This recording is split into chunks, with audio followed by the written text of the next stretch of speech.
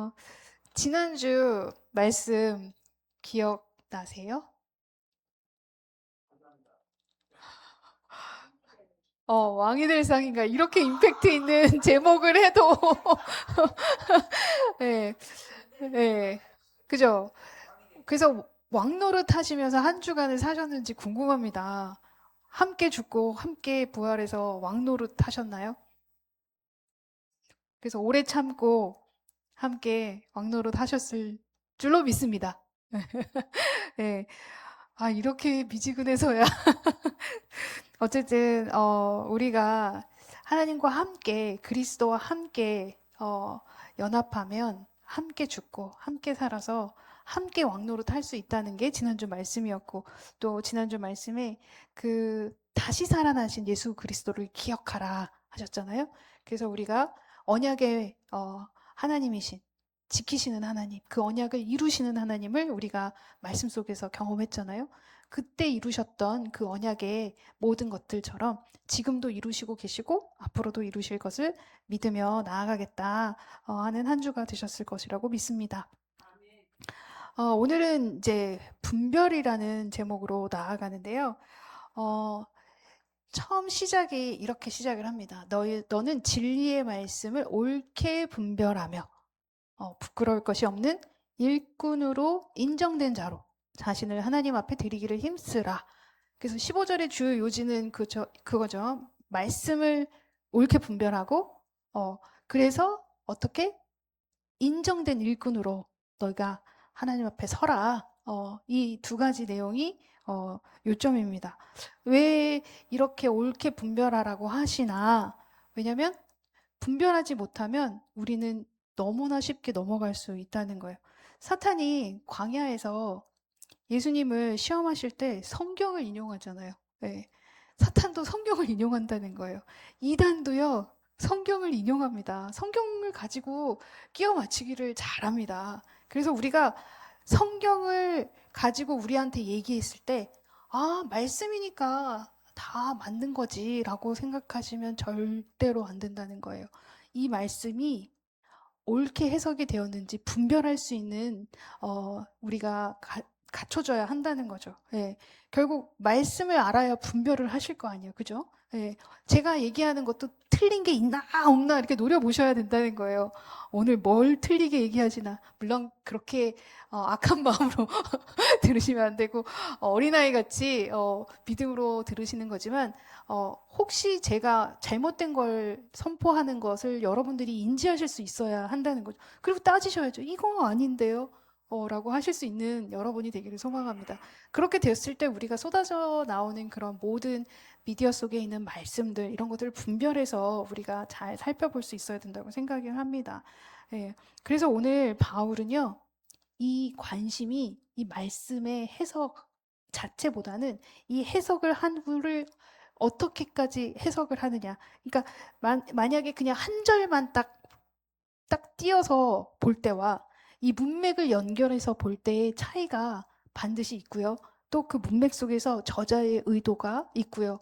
또 그 당시에 그 사람들에게 수신자에게 어떠한 형태로 가기를 원하는지 그게 있고요. 그럼 그걸 다시 현재의 우리에게 어떻게 적용을 해 하는지 우리가 여러 가지 상황들을 고려하면서 분별해서 말씀을 읽어야 한다는 거예요. 그래서 한 절만 딱 띄어서 읽으면 오해가 될 수 있고 또 잘못된 해석으로 갈 수 있다는 거죠. 결국 온전한 해석을 해서 분별력 있게 가서 결국 일꾼으로 인정을 받는 너희들이 되기를 힘쓰라 라고 말씀하고 있다는 거예요.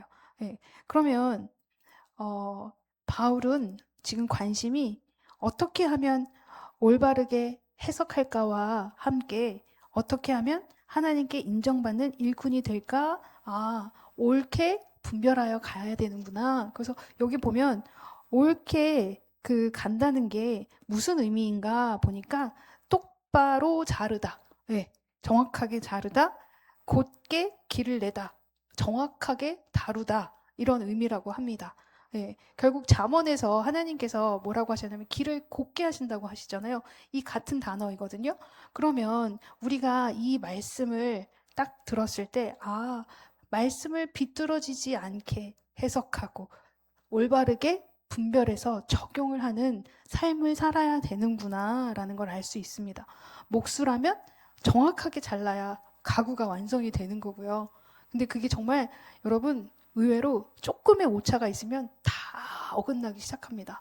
예, 마찬가지로 이 말씀 역시 정확하게 우리가 해석을 하고 그리고 올바르게 적용을 하는 저희가 되기를 소망합니다. 그러면서 그 다음 절에 본문에서 뭐가 나오냐면 말에 대해서 얘기를 계속합니다.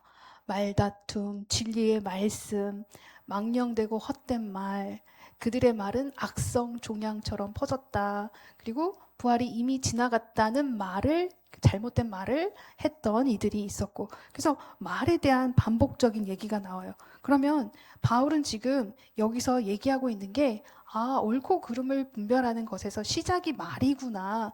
말을 어떻게 하느냐에 따라서 우리가 누군가를 무너뜨릴 수도 있고 누군가를 세울 수도 있겠구나. 말의 힘을 얘기하고 있는구나. 왜냐하면 내가 어떤 말을 들었을 때 내가 상처를 받는지 알아요. 예. 그리고 내가 또 어떤 말을 뱉었을 때 저들이 상처를 받을 수도 있고 무너질 수도 있다는 거예요. 결국 내 말로 인해서 나도 살릴 수 있고 저들도 살릴 수 있다는 얘기를 하고 있는 거예요. 근데 우리는 이러한 것들이 훈련이 되어야 되고 저 역시 이 말에 대한 이 훈련을 아직도 받고 있는데 이게 사실 어렵기는 해요. 그러나 여러분 내 말로 인해서 누군가를 죽일 수 있다는 생각을 하고 또 깨달으면 그거에 대한 우리가 회개를 바로바로 하면서 말의 힘을 생각하셨으면 좋겠습니다. 그래서 제가 항상 그 지혜의 말을 여러분에게 강조를 하는데 이왕이면 살려주시는 말로 회복하실 수 있는 말로 가셨으면 좋겠습니다. 그래서 공동체를 세우고 또 공동체를 부족한 공동체를 일으켜 세우고 모을 수 있는 힘이 이 말에 있으니 우리가 이 말을 가정에서부터 잘 사용했으면 좋겠습니다. 내 자녀에게 그리고 또 내 남편에게 내 아내에게 어떻게 말을 하느냐에 따라 그들이 살 수 있고 또 죽을 수도 있다는 거죠. 예. 예전에 생각해 보면은요. 여기 보면 망령되고 헛된 말이 있잖아요. 헛된 말은 말을 해봤자 쓸데가 없는 말이에요. 예. 그 우리의 말 속에서 헛된 말은 뭐가 가장 클까 보면 잔소리일 것 같아요. 잔소리. 예. 여러분 잔소리 많이 하시나요? 예. 예전에 신 목사님이 저에게 잔소리 많이 하셨는데 하시면 하나도 안 들렸던 것 같아요. 얘기하시면 다 그냥 흘려가는 거죠. 말하세요. 저는 안 듣습니다. 그런데 오히려 어떤 말들이 저의 마음에 들렸던 것 같았냐면 할 수 있다. 힘을 주는 말들 있잖아요. 잘 될 거다. 부족한 거 알고 잘 못하는 것도 아는데 믿어주는 거죠. 상대방이. 부모님이 믿어줄 때 어떻게든 잘하고 싶다는 용기가 생기고 믿어주시는 것만큼 내가 보답을 해드리고 싶은 마음이 생기거든요. 근데 이렇게 해라 저렇게 해라 와 너는 이게 틀려 먹었다 막 이러면 안 들려요 사실. 내버려 주지 좀 이렇게 내가 어린애도 아니고 막 이렇게 들리거든요. 결국 이런 헛된 말, 내가 어떠한 말을 내가 내 자녀에게 또 내 아내에게 남편에게 또 내가 주변에게 얘기를 하는지 생각해 보셨으면 좋겠습니다. 결국 말 때문에 다툼이 일어날 수도 있고요. 그 말 때문에 악성 종양처럼 우리 안에 악이 퍼질 수도 있다는 얘기를 하고 있는 거예요. 누군가는 나의 말 때문에 막 살아나고요. 누군가는 나의 말 때문에 죽을 수도 있다는 거죠. 예. 여기 보시면 결국 후메네오랑 빌레도의 문제점도 그들이 진리에 관해서 잘못 말했죠. 부활이 이미 지나갔다. 근데 그걸로 인해서 어떤 사람들의 믿음을 와르르르 무너뜨리게 됐다는 거예요. 그러면 우리의 언어로 인하여 내가 누군가를 무너뜨릴 수도 있구나라는 게 여기 18절의 말씀과 같습니다. 결국 그들이 말했던 건 지나갔다. 잘못된 자기 그 생각을 말씀과 이렇게 적당히 버무려서 내 생각에 끼워 맞춰서 이렇게 선포를 해버린 거거든요. 근데 그것으로 인해서 누군가는 무너질 수 있다는 거죠. 예를 한번 들어볼게요. 사단이요, 창세기부터 이 말을 참 잘 버무려요. 하나님이 하신 말씀을 자기가 버무려서 다시 인간에게 그 죄악의 마음을, 악한 마음을 심어주는 특성을 너무너무 잘 활용하고 있거든요. 그 말씀을 한번 보겠습니다. 자, 하나님께서는 분명히 이렇게 말씀하셨어요. 동산 각종 나무의 열매는 내가 임의로 먹되 선악을 알게 하는 나무의 열매는 먹지 말라. 네, 굉장히 심플합니다. 다 먹어. 근데 이 선악을 알게 하는 나무는 열매는 먹지 마. 이거예요. 근데 뱀이 이거를 어떻게 바꾸냐면요. 하나님이 참으로 너희에게 동산 모든 나무의 열매를 먹지 말라 하시더냐? 자, 여러분 여기에 보시면 어떤 차이가 있으신 것 같아요? 하나님은 그냥 팩트를 얘기해서요. 다 먹어도 돼? 근데 이거 하나만 먹지 마. 이거였어요. 근데 지금 뱀은 어떻게 그거를 바꿔요? 하나님이 진짜 모든 나무의 열매를 금지시켰어? 그러면은 여기에 포인트는 어디에 좀 힘이 실려요? 제안을 하시고 있고 억압을 하시는 말씀처럼 들리게 하는 거예요. 결국 이 말로 인해서 하와는 이런 하나님이 이걸 먹지 말라고 하셨네. 이게 딱 새겨진 거예요. 예. 그러면 사탄은 하나님의 그 선하심의 의도를 약간 틀은 거예요. 확 틀지 않았어요. 확 틀면 우리도 눈치를 채요. 우리도 바보가 아니니까 눈치를 채는데 적당하게, 그리고 또 내가 듣고 싶은 마음이 있어요. 솔직히 왜 저걸 못 먹게 하실까? 그런 생각을 가지고 있는 나에게 정말 먹지 말라 하셨어? 하나님이 진짜 너희들 사랑하는 거 맞아? 왜 못 먹게 했을까? 생각하게 하는 거죠. 그러면 하와가 이렇게 얘기를 합니다. 그 얘기를 들은 다음에 하와의 반응이 또 살짝 바뀌어요. 자, 그 얘기를 들었기 때문에, 그 악함이 들어왔기 때문에, 그 악함이 이 망령된 말이죠, 결국. 그 헛된 말과 망령된 말이 하와에게 들어오니까 하와 역시 약간 바뀝니다. 뭐라고 얘기하냐면 동산 나무의 열매를 우리가 먹을 수 있으나 동산 중앙에 있는 나무의 열매는 하나님의 말씀에 너희는 먹지도 말고 만지지도 말라, 너희가 죽을까 하노라 했어. 이렇게 얘기한 거예요. 여러분, 여기서 두 가지가 바뀌었습니다. 하나님의 의도와 뭘까요? 두 가지.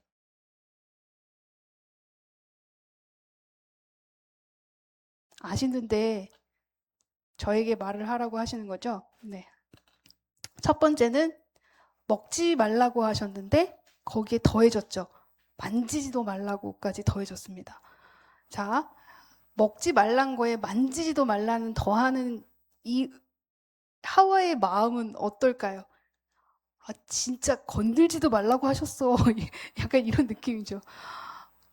못 먹게 하는 거에 대한 반항심이 좀 보이는 것 같아요. 그냥 제가 느꼈을 때. 그리고 나서 거기에 대해서는 반항심이 있는데 죽음에 대해서는 오히려 약간 흐리게 진짜 죽는 게 아니라 죽을까 하노라. 안 죽을 수 있지 않을까? 안 죽는 거 아니야? 그냥 못 먹게 하시려고 저렇게 하시는 것 같은데? 라는 생각이 들어가면서 죽을까 하노라 라고 바뀌었다는 거예요. 자, 벌써 영분별을 못한 하와는 사단의 말이 이렇게 들어오면서 그녀의 말이 말씀과 잘 믹스가 돼서 내가 짜집기로 내가 원하는 방식대로 해석이 들어갔다는 거예요.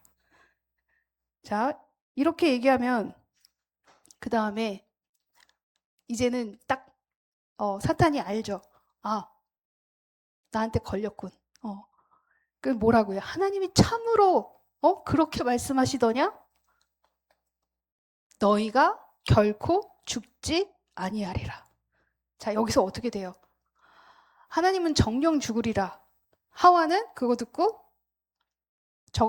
사단의 말을 듣고 나서 어떻게 돼요? 죽을까 하노라로 바뀌었고, 그 다음에 다시 사단이 거기서 조금 더 나가서 이제는 완전하게 반대의 얘기를 하고 있는 거예요. 너희가 결코 죽지 아니하리라.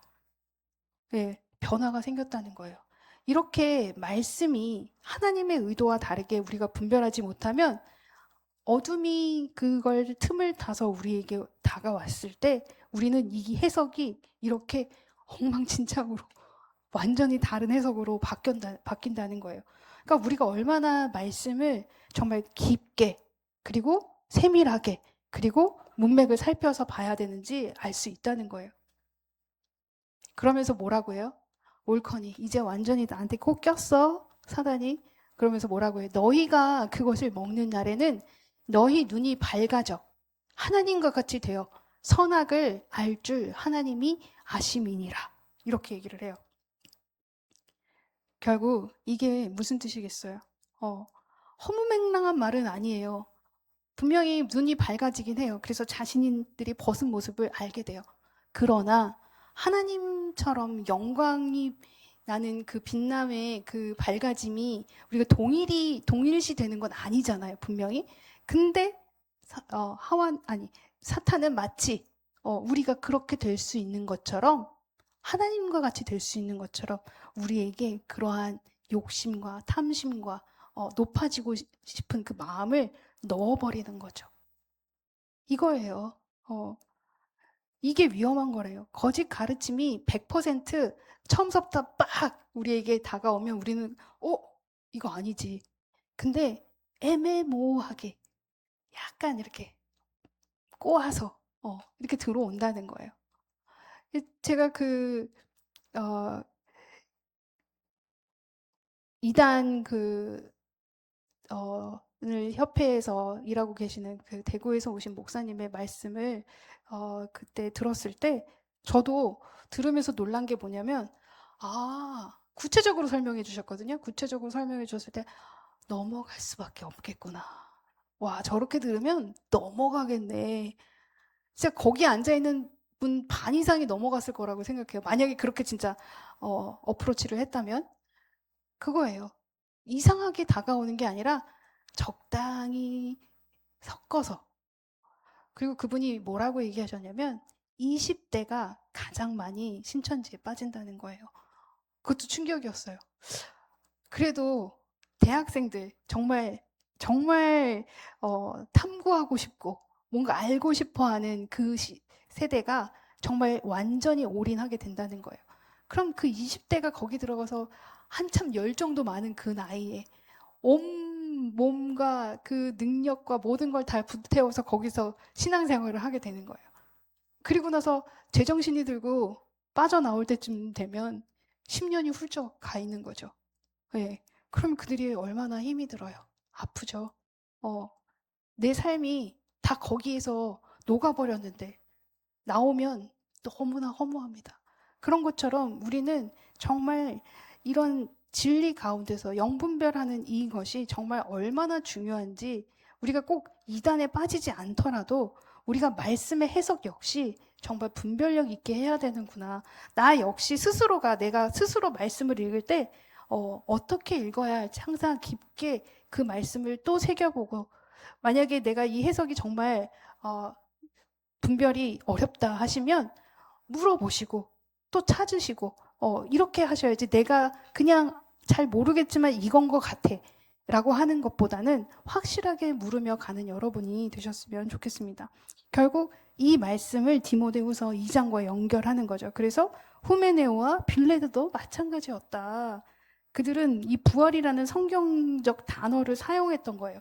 그렇지만 그 의미를 왜곡했고 부활은 이미 지나갔다. 이렇게 얘기하는 것과 동시에 그 말로 인해서 많은 사람들이 믿음이 무너진 거예요. 그러니까 우리가 어떻게 해석하고 그걸 어떻게 전달하느냐에 따라서 정말 우리가 누군가를 무너뜨릴 수 있다는 건 진짜 우리가 깊이 생각해야 한다는 거예요. 무너지면요, 결국 관계가 무너지는 거예요. 나와 자녀의 관계가 무너지고요. 나와 배우자의 관계가 무너지고, 그리고 그 공동체가 무너지는 거예요. 결국 이 한 가지로 인해서 모든 것이 다 어그러질 수 있다는 거예요. 네. 사탄은요, 말씀을 없애지 않아요. 거길 비틀어요. 네. 비틀어서 우리가 듣고 싶게 바꿔준다는 거예요. 말씀을 잘못 따르면요, 하나님이 선하신 아버지가 아니라 나를 제한하는, 나를 묶어버리는 율법의 하나님으로 우리가 잘못 해석하게 된다는 거죠. 거짓은요, 항상 거짓말처럼 들리지 않아요. 때로는 성경 단어를 넣으면 솔깃하게 들릴 수도 있다는 거예요. 그런 말씀을 분별하려면 여러분이 어떻게 하셔야겠어요? 우선은 여러분이 이 말씀을 잘 분별할 수 있도록 말씀 속에 먼저 거하셔야 된다는 겁니다. 그런데 하나님께서 오늘 말씀 속에서도 그렇고 이렇게 겁만 주시고 끝내는 게 아니라 우리에게 확신을 주세요. 뭐라고 하세요? 그러나 이렇게 야 너희들 정신 똑바로 차려 막 이렇게 막 경고하시다가 그러나 하나님의 견고한 터는 섰다. 인치심이 있어 일렀으되 주께서 자기 백성을 아신다 하며 또 주의 이름을 부르는 자마다 불의에서 떠날지어다 하였느니라. 자, 하나님께서 견고한 터는 섰다고 말씀을 하세요. 이것은 교회에 대한 미래적인 얘기예요. 이미 서 있다는 거예요. 이미 확고히 이겼다는 거예요. 무너질 수 없다는 거예요. 하나님께서 예수님을 통해서 이미 승리하셨기 때문에 그 터는 이미 섰다는 거예요. 이제 설 것이다가 아니에요. 완료예요. 섰어요. 네. 그렇기 때문에 우리는 두려움이 없다는 거예요. 구원이 뒤집어져서 이제 너희들 구원받은 거 아니야 라고 할 수 없다는 거예요. 하나님께서 여러분에게 구원을 이미 주셨다는 거예요. 그럼 거기에서 우리가 거룩하게 살아가야 되는 건데 하나님께서 얘기하시는 거는 너희가 거룩하면 내가 구원해 줄 게가 아니에요, 여러분. 내가 너희를 구원했어. 그러니까 너희가 거룩하게 살아라. 이거예요. 하나님이 우리를 구원해 주셨고 그 구원해 주신 기쁨으로 인하여 우리가 하나님을 사랑하니까 그 안에 거하면서 거룩해지려고 노력하는 거죠. 조건적인 구원이 아니라는 걸 얘기해 주시고 계시는 거예요. 그러면서 뭐라고 하세요? 자기 백성을 아신다. 하나님이 우리를 아신대요. 요한복음 10장 14절에도 뭐라고 선한 목자라고 하시면서 내가 양을 알고 양도 나를 안다. 내가 아버지를 알고 아버지가 나를 알듯이 나는 그 양을 위하여 목숨을 내어놓는다, 버린다 얘기하셨잖아요. 결국 우리를 아시는 주님이라는 거예요. 나를 완전히 알고 계시는 주님. 나를 이 불의에서 떠날지어다. 이름을 부르는 자마다. 예수님의 이름을 그냥 불러서 우리가 불의에서 떠날 수 있게 하시는 게 아니라 여러분 생각해 보세요. 이름을 부른다는 거는요. 그분이 누군지 알고 부르는 거예요. 주여 주여 한다고 구원을 받는 게 아니라고 분명히 말씀하셨어요. 그러면 이름을 부르는 자는 예수님의 이름의 의미가 결국 예수 그리스도가 누구신지 아는 사람을 얘기하는 거예요. 예수 그리스도가 누구인가? 하나님께서 예수님을 통하여 이 땅에 우리의 죄를 구속해 주시고 우리를 살려주신 그분, 내가 그분을 알고 그분을 부른다는 건 내가 이제 그렇게 살겠습니다 라고 하는 사람들은 당연히 불의에서 떠날 수 있겠죠. 예, 이게 자연스러운 회복의 길입니다.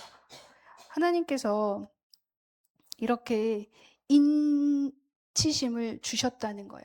그 당시에 이 견고한 털을 세울 때 그 털을 세우는 사람이 누구인지 그리고 그 털을 세우는 목적이 무엇인지 그걸 새기기도 했다고 해요.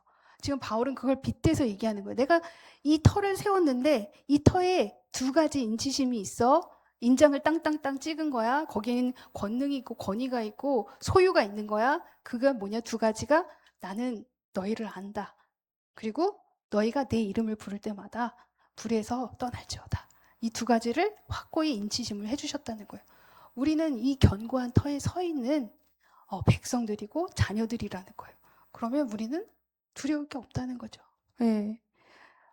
마지막으로 일꾼과 거짓 교사 이렇게 두 가지로 나눠서 한번 봤어요.